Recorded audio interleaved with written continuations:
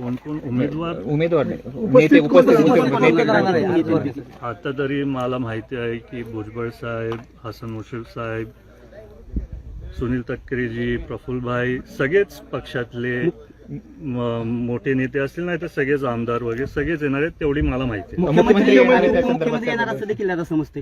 त्यांना एक महायुतीतल्या आमचे जवळचे पक्ष आहेत, त्याच्यामुळे आम्ही त्यांना ती आवाहन केले. आता तुम्हाला माहिती आहे 5 जणांचा जेव्हा फॉर्म भरला तेव्हा पण मुख्यमंत्री साहेब होते. तसंच आम्ही एकत्रित सर्वच महायुतीतले म्हणून आम्ही त्यांना तशी विनंती केली. दादा, 2 शेवटचे प्रश्न विचारतो. खरं तर विरोधकांना काय आवाहन कराल? कारण तुम्ही दुसरीकडे म्हणताय की बिनविरोध झाली पाहिजे. राष्ट्रवादी काँग्रेस शरदचंद्र पवार पक्ष देखील म्हणतो आहे की निवडणूक बिनविरोध व्हावी. तुम्ही विरोधकांना काय आवाहन कराल? मी विरोधकांना काहीच आवाहन करणार नाही.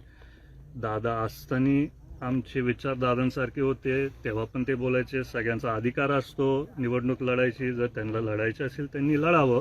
पण मला माहिती आहे बारामतीकरांचं प्रेम पूर्ण्या पवार कुटुंबावर मी आधीपासून बोलत आलोय आणि आता सगळे लोक अजूनही खूप भावनिक आहेत.